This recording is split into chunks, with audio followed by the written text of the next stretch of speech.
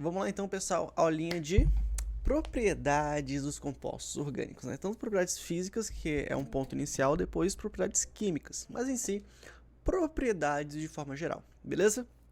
Lembrando que o pré-requisito para essa aula em específico é você pelo menos conhecer o quê?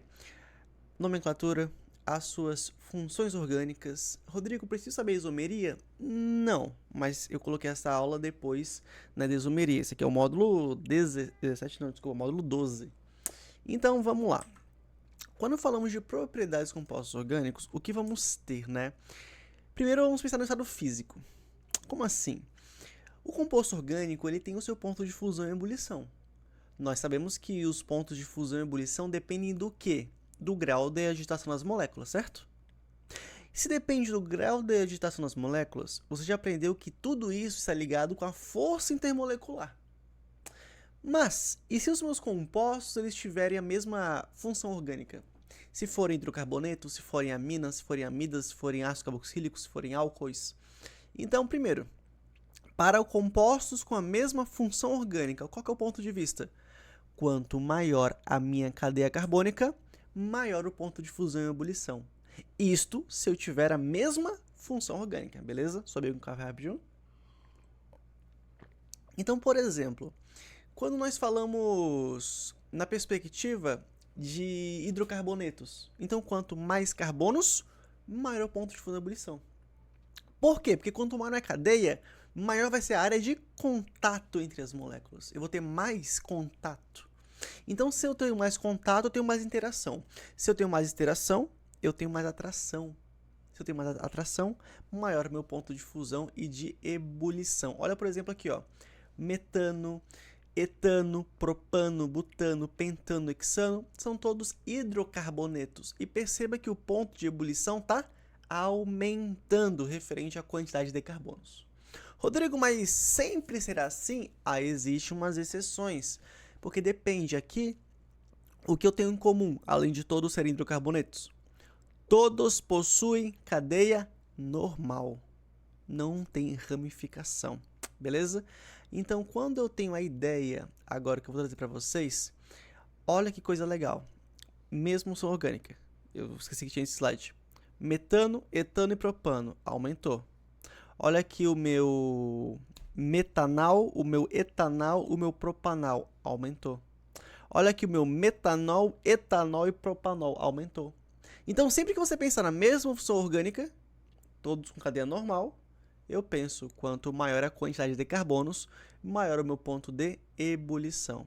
Agora, quando eu tenho compostos ramificados, quanto maior o número de ramificações, menor o ponto de ebulição. Por quê? Porque eu não vou ter mais uma superfície de contato grande, eu vou ter uma superfície de contato menor. É o que é chamado de teoria do empacotamento. Simplesmente, se eu estou com as moléculas mais empacotadas, mais juntas, eu não tenho uma área de contato grande. E se eu não tenho uma área de contato grande, qual é o ponto de vista? Elas não vão ter uma boa interação. Se elas não têm uma boa interação, simplesmente o seu ponto de ebulição será menor. Então, qual que é a ideia? Quanto maior o número de ramificações, menor o ponto de ebulição. Por quê? Porque eu vou diminuir a superfície de contato. Beleza? Olha, por exemplo, propano, metilpropano. Rodrigo, mas aqui tem 5 carbonos. Beleza? Aumentou a massa molecular, né? Tanto é que alguns professores falam, quanto maior a massa, maior o ponto de ebulição. Beleza? Mas olha só, o dimetilpropano e o butano. Butano tem a mesma quantidade de carbonos do metilpropano. Butano, repito, tem a mesma quantidade de carbonos que o metilpropano. Então, perceba que eu ter uma ramificação a mais diminuiu o ponto de ebulição. Olha a massa, é igual. Olha o meu metilbutano e o meu pentano, também tem a mesma quantidade de carbonos. Mas o metilbutano, ponto de ebulição 30. O meu pentano, ponto de ebulição 36. Então, se eu tenho o hidrocarboneto com dois hidrocarbonetos com 7 carbonos, mas um é ramificado e o outro não, o que é ramificado tem menor ponto de ebulição. Um tem 2 ramificações e o outro tem uma, o com 2 ramificações tem menor ponto de ebulição. Beleza?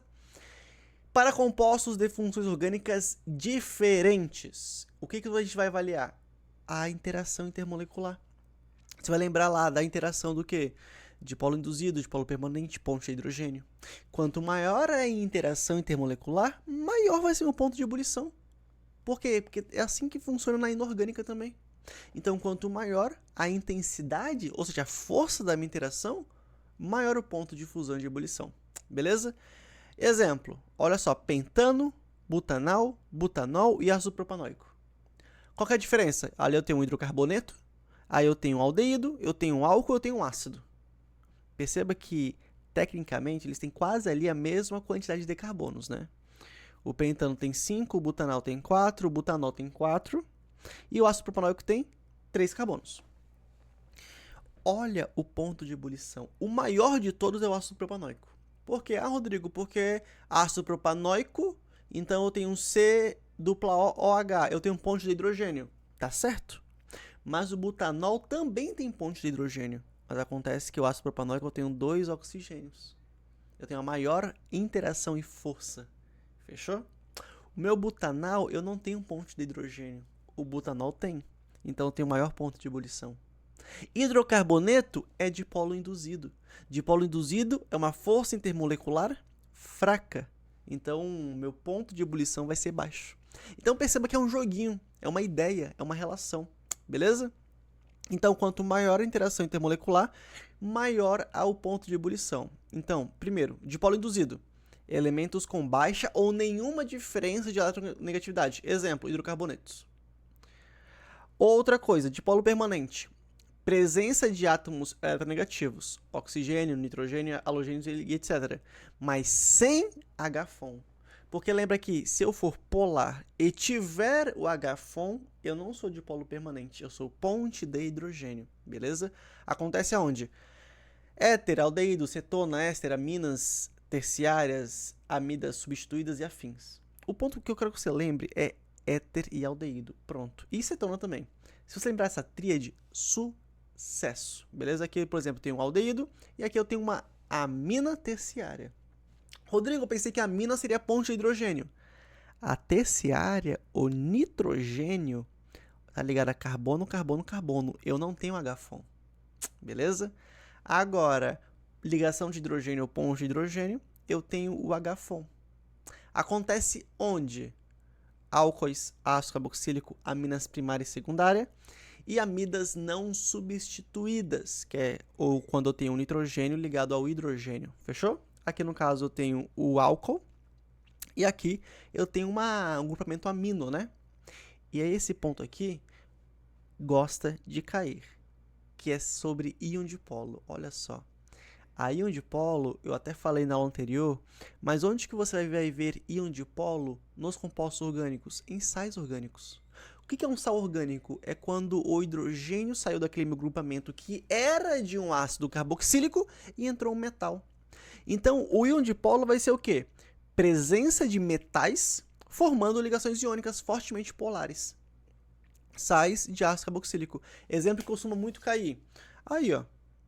Eu pareço um ácido carboxílico, C+O-, mas eu entrei o meu metal.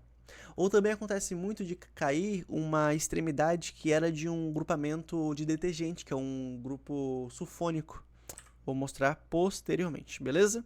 Antes de mostrar, exemplos práticos. Ó, ligação de hidrogênio, olha aqui. Por que é ligação de hidrogênio? Eu tenho OH. Eu tenho OH. Dipolo permanente, olha aqui. Por quê? Porque é polar, eu tenho vários oxigênios e nitrogênios. E nenhum deles tem H-FON.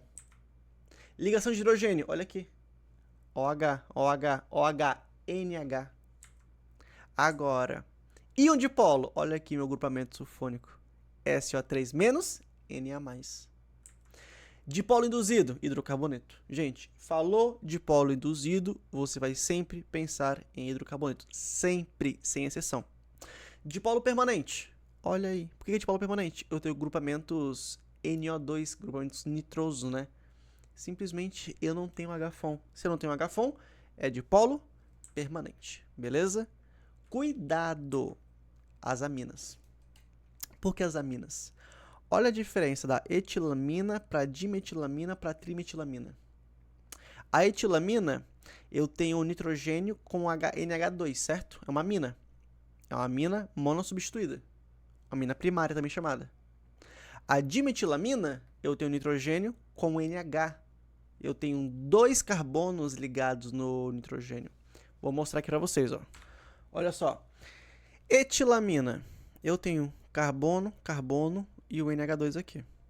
Dimetilamina, eu tenho nitrogênio ligado a 2 carbonos, né? Que é um CH3, CH3, e eu tenho um hidrogênio, certo?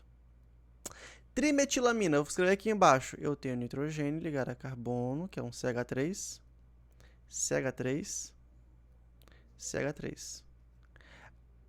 A questão, no caso não a questão, né? O quadro que eu trouxe falou que a etilamina, o ponto de ebulição é 16,6. Então, vamos lá. O ponto de ebulição aqui é 16,6.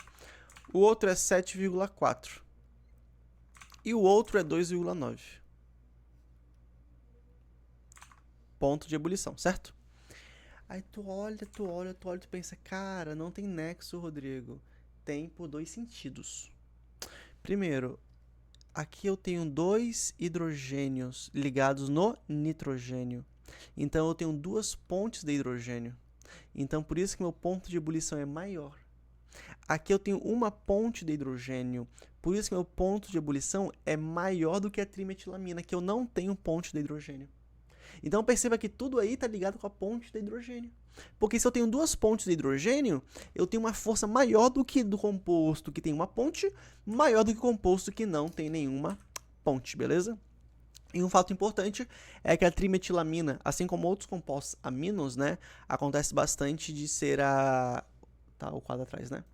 De ser a presença, ou ele estar presente é o aroma característico de peixe, bugou. Simplesmente aquele cheiro de peixe que fala, cheiro de amina, cheiro de amônia, alguns chamam cheiro de amônia, é a trimetilamina, beleza? Essa outra parte aqui, próxima aula, aula 2, fique ligado.